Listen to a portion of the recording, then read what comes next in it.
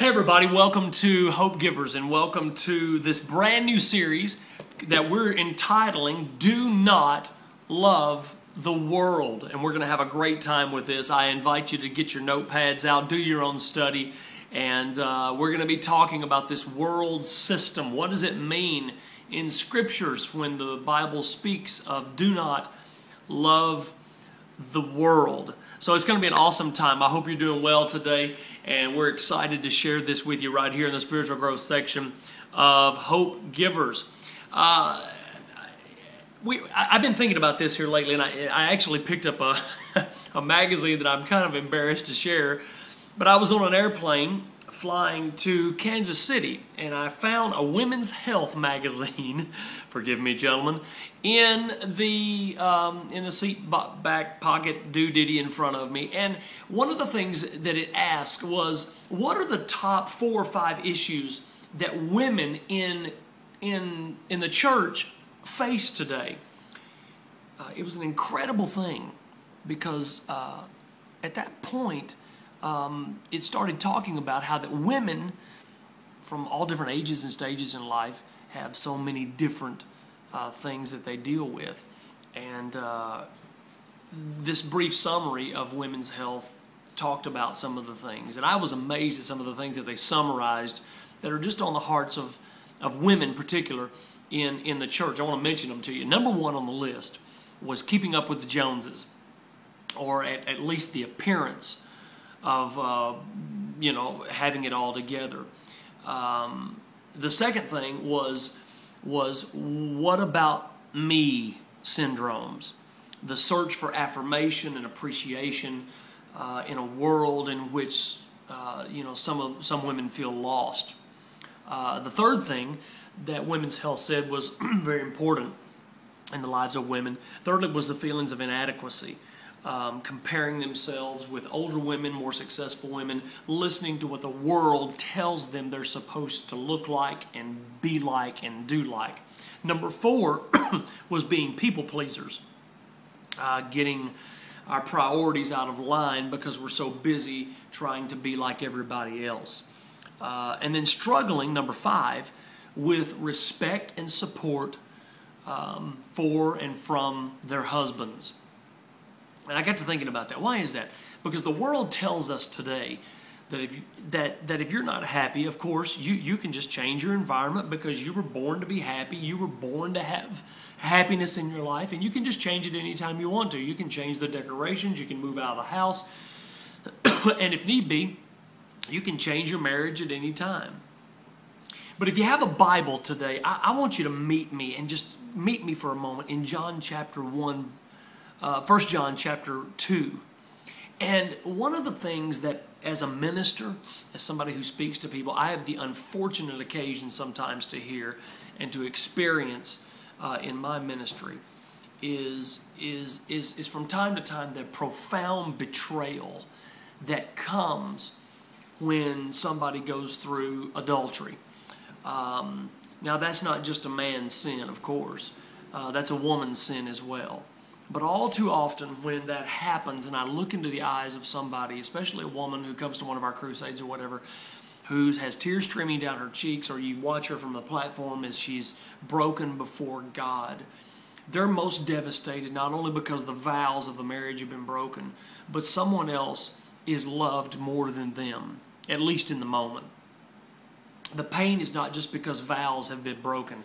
Somebody else is loved more than them. When you backdrop that and what I read in that magazine, let me ask you a question. How do you think God feels?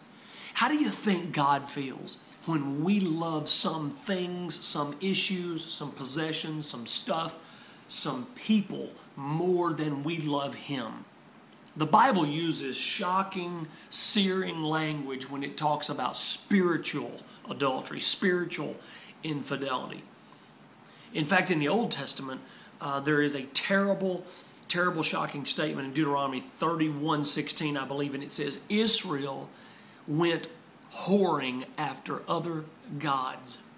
He says in James, don't you understand that friendship with the world, there's the word for the day, is the enemy of God, James 4:4. Now, what I'm going to do in this series is I'm going to define worldliness way back at the end of the time. As I go through, actually, 1 John chapter 2, verses 15 through 17. But the issue is this: how should we relate to the world around us? How should we relate to this in life even?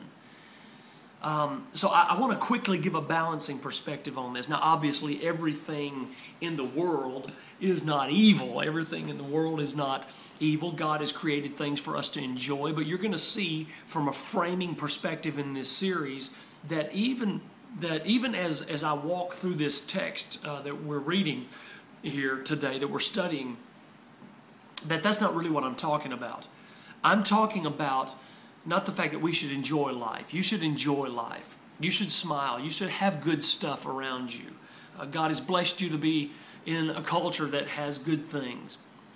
But there's a heart attachment that is an issue that is very, very dangerous in a lot of our lives.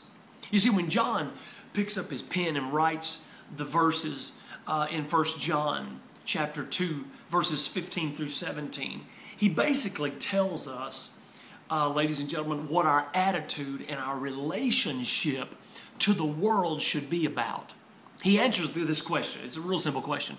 How should we relate to the world that we now live in as believers? And basically he says three things that I'm going to go through. He says, number one, don't love it. Number two, see it for what it is. And number three, live your allegiance unapologetically. Don't love it, see it for what it is, and love your allegiance unapologetically. So let's dig in. You ready? All right, let's go. He begins this statement in verse 15. Do not love the world. Do not love the world. Now, this is amazing because the word love there is actually the Greek word agape. It's agapao, but agape. The base of it is the word agape. Now, many of us have heard the difference between phileo love and agape love. Phileo is kind of a friendship love. That's why, like, Philadelphia is called the city of brotherly love. Well, the word phileo is in there. Phileo, P-H-I-L-E-O. It's sort of a family friendship love. Agape is God's unconditional love.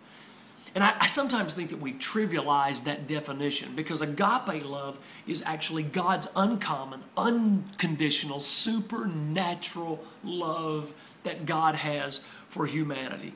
It is a love that ran us down. It is a love that pursued us. It is a special love that's outside of the realm of the normal.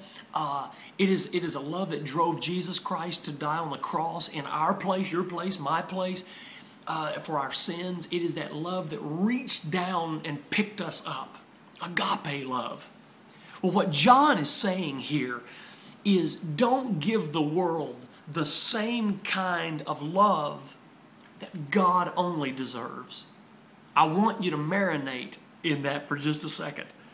Don't give the world, think about it, don't give the world the same kind of unconditional, uncommon, supernatural love that only belongs to God in your life. Basically, although the English text doesn't tell you this, but the very reason that John is employing the word agapao here, agape, he is saying, is don't pervert God's love by transferring it from Him to the stuff in this life.